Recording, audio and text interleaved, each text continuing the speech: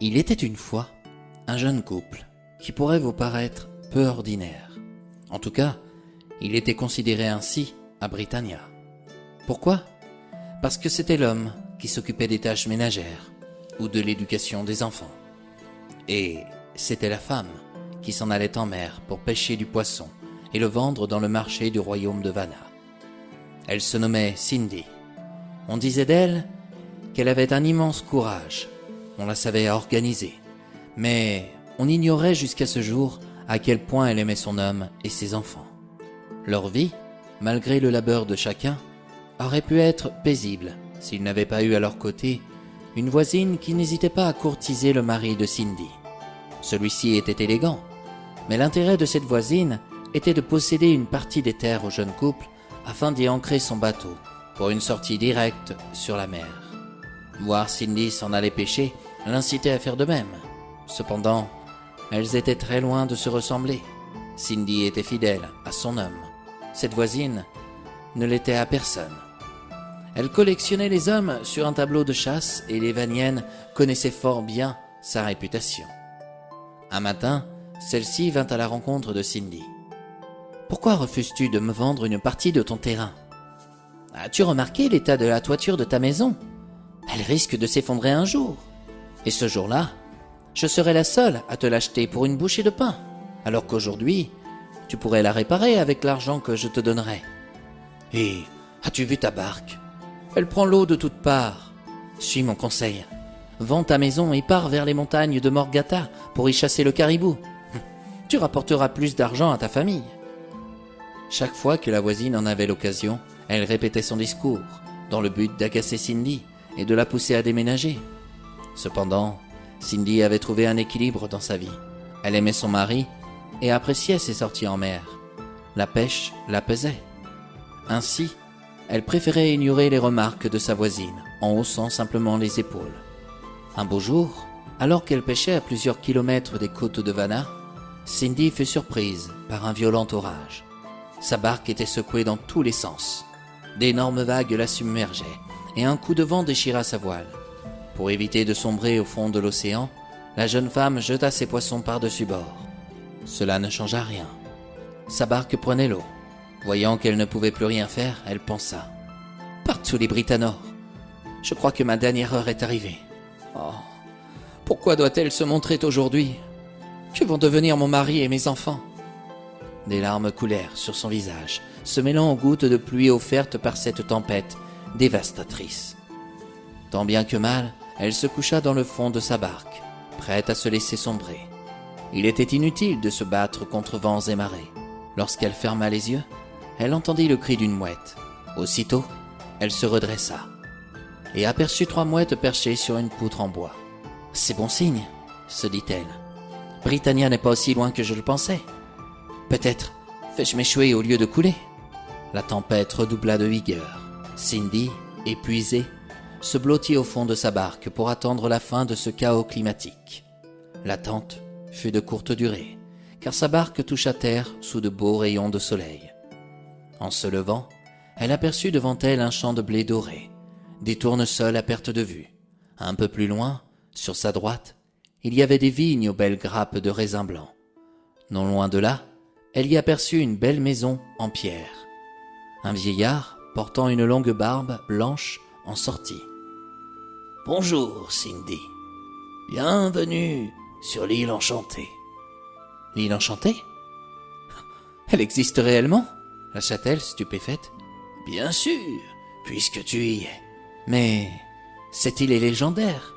Tous les marins disent qu'elle paraît à tous ceux qui font naufrage. Cependant, personne n'a pu en ramener la preuve, » compléta le vieillard. « En effet, qui êtes-vous ? » « Je suis l'enchanteur Britanor. »« Non, vous déconnez. »« En ai-je l'air ? » ?»« Vous existez aussi ? » « Mais dites-moi, comment connaissez-vous mon identité ? » ?»« Je sais le nom de tous les marins qui accostent sur cette île.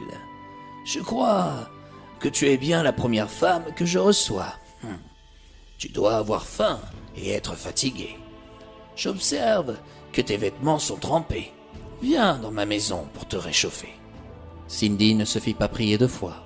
Elle rentra dans la demeure du vieillard et découvrit une immense pièce au centre de laquelle était posée une table ronde chargée de plats appétissants.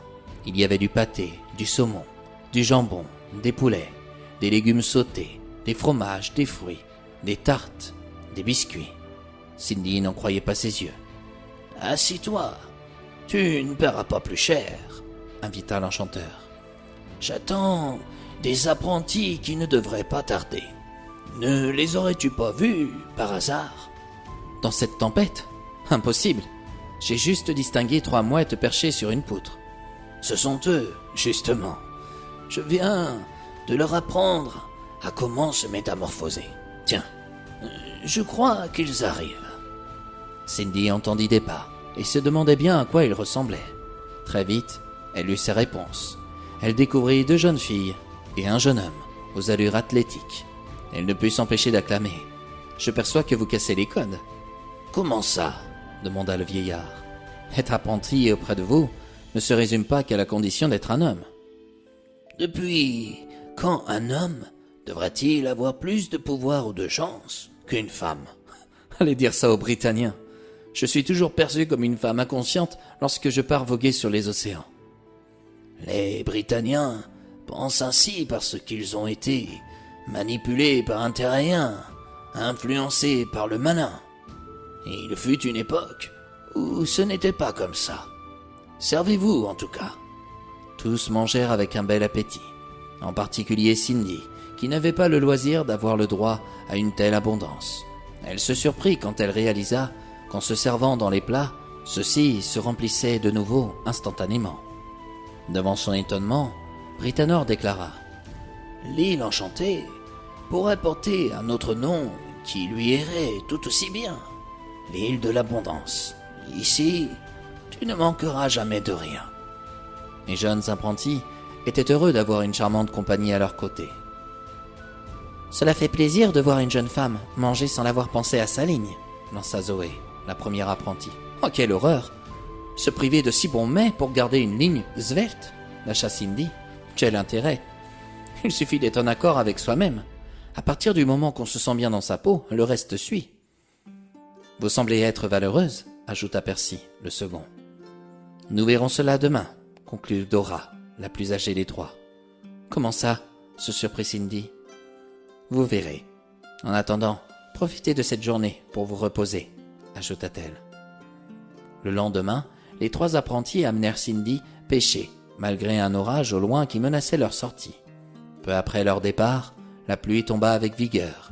Le vent se leva. On hissa la grande voile. Cindy prit peur à l'inverse des apprentis qui s'amusaient de voir l'embarcation soulevée par les grosses vagues. Elle les entendit même chanter. Prenant son courage en main, elle chanta aussi et participa à la pêche. Percy s'occupa de vider avec un seau l'eau qui s'accumulait dans le fond du bateau. Soudain, la pluie cessa. Le vent se calma. Ils décidèrent de rentrer sur l'île enchantée. « Comment s'est passée la pêche ?» demanda Britannor. « Nous avons eu une tempête. Je n'ai absolument rien attrapé, mais vos apprentis ne reviennent pas les mains vides. »« On remarque bien le vrai pêcheur qui se désole, » annonça Dora. « Ne t'inquiète pas. Demain, nous retournerons en mer. Tu attraperas certainement quelque chose. » Le lendemain, avant qu'ils ne partent, Britannor donna quelques hameçons à Cindy. Finalement, elle pêcha autant de poissons que ses apprentis. Tous la félicitèrent, et Cindy fut heureuse de cette belle journée. Cependant, en la racontant à Britannor, elle s'attrista brusquement. Quel regret de ne pas pouvoir faire profiter mon mari et mes enfants. J'ai bien peur qu'ils ne meurent de faim bientôt. Je constate que tu es courageuse et généreuse. Mes apprentis m'ont dit que tu savais t'organiser et bien pêcher. De plus, tu n'oublies pas ta famille, ce qui est rare pour ceux qui accostent sur cette île. Sur l'île enchantée, tout est si facile. Mais toi, tu n'oublies pas les tiens, et c'est une qualité très rare. Pour cela, je vais te récompenser. Sur l'île enchantée, personne n'a le droit d'être triste. Si tu le souhaites, je peux organiser ton voyage de retour. Ah, vraiment? Oh, ce serait merveilleux. J'apprécie beaucoup cet endroit, mais ma famille me manque. Je te comprends. Tu pourras repartir dès demain, mais à une condition. Laquelle? Tu dois promettre de ne pas amener les poissons que tu as pêchés chez toi. Que devrais-je en faire? Je ne vais quand même pas les jeter. Tu peux les donner ou les vendre, mais je te le répète, tu ne dois pas en ramener chez toi. Il y a une raison à cette condition que je ne peux pas t'expliquer. Puis-je vous poser une question? Je t'écoute. Pourquoi former des apprentis alors qu'il y a déjà l'école de Sir Gickland à Britannia pour ça? Ah, c'est une excellente question. L'école, c'est comme tout. Avec le temps, l'excellence s'en va. Je ne sais pas si tu as lu des livres sur cet autre monde que nous nommons la Terre. Mais dans certains ouvrages, nous parlons de l'évolution de leur système scolaire. Lorsqu'elle a été créée pour les enfants, l'école était considérée comme un privilège, une chance de pouvoir apprendre à lire, écrire, compter. Pour les parents vivant en campagne, l'école, on ne l'aimait pas, car elle les privait de main-d'œuvre. Les enfants travaillaient tôt. Et puis, des siècles ont passé. Les élèves sont devenus intolérants, égoïstes entre eux. Ils représentaient ce que la société était à leurs yeux. Et puis un jour, certains ont commencé à s'en prendre à leurs instituteurs. Pourquoi? Parce que la justice leur donnait tous les pouvoirs. Elle les défendait constamment. Ils se sentaient donc intouchables. Savoir écrire, lire ou compter n'était plus un exploit, car on pouvait tout aussi bien l'apprendre chez soi, encore fallait-il le vouloir. Quant aux parents, ils ne s'occupaient plus de leurs enfants, car ils passaient leur temps à travailler pour obtenir un salaire ridicule, afin de survivre et non de vivre paisiblement. À partir de là, on reprochait à certains de ne pas prendre soin de leur éducation, et quand d'autres y prenaient garde, on leur reprochait leur autorité. Que faire alors? C'est une question à laquelle je ne trouve pas de réponse.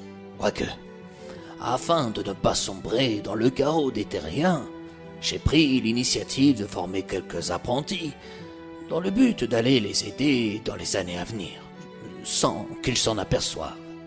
Ce n'est pas tout, mais je dois préparer ton retour. Le lendemain, Cindy remercia Britannor et les apprentis pour leur accueil chaleureux. Britannor avait chargé sa barque de biscuits, de jambon et de poissons qu'elle devait se débarrasser avant d'arriver chez elle. Dans le ciel, les 3 mouettes lui montraient le chemin pour retourner à Havana. La traversée fut calme. En début d'après-midi, Cindy aperçut enfin le rivage familier. Les mouettes crièrent ensemble pour lui dire au revoir. Cindy se dirigea vers le port de Havana, où se tenait un marché. « Je vais vendre mes poissons. Ainsi, je tiendrai ma promesse en rentrant chez moi. » Comme ces poissons étaient gros, elle les vendit rapidement. Cependant, ses paniers semblaient ne jamais se vider. Plus elle vendait de poissons, plus il en restait. Elle se rappela alors. « Ah, ils viennent de l'île Enchantée. Je ne pourrai jamais m'en débarrasser de cette manière. Je vais devoir les donner. Je n'ai pas le choix. » Elle fit le tour du port et distribua des poissons aux personnes dans le besoin, qui la remercièrent pour sa générosité. Cette fois-ci, les paniers se vidèrent. Mais au fond de l'un d'eux, Cindy trouva un petit poisson d'or. Oubliant sa promesse, elle décida de le garder pour son mari. En reprenant son bateau, elle était heureuse de rapporter toutes ses victuailles à sa famille. Mais après un quart d'heure de navigation le long des côtes, une tempête se déchaîna. « Oh non, pas encore !» Cindy se souvint alors de la promesse faite à Britannor. Elle jeta le petit poisson d'or dans l'océan. Comme par miracle, le vent s'apaisa et le beau temps revint. Elle navigua encore un moment avant d'apercevoir sa maisonnette. Ce fut une véritable fête pour son mari et ses enfants de la retrouver. Sans une seule nouvelle depuis une semaine, il la croyait disparue comme tant d'autres avant elle. La voisine arriva et s'étonna de la voir revenue avec un nouveau bateau. Cindy raconta ses aventures à son mari et déclara à la voisine : « Avec l'argent que j'ai gagné, je vais pouvoir réparer le toit de ma maison et agrandir ce débarcadère pour que vous puissiez ancrer votre bateau. » Merci, mais quoi? Je pense qu'il serait mieux que je déménage. Parce que ça vous rend malade de voir mon mari dans mes bras? Demanda franchement Cindy. Que vous soyez là ou pas, j'ai tout essayé, je peux vous assurer. Je sais qu'il tient autant à moi que je tiens à lui. J'aimerais tellement vous mettre mon poing dans la figure. Mais au fond de moi, je sais que la violence ne résout rien. Et c'est ainsi, mes chers amis, que nous arrivons à la fin de cette nouvelle histoire. La voisine de Cindy ne s'incrusta pas plus longtemps.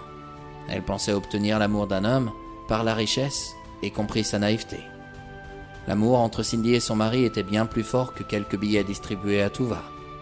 Cindy et sa famille ne manquèrent de rien. Elle put réparer le toit de sa maison et aménager un débarcadère plus grand pour le nouveau voisin, qui devint un ami par la suite.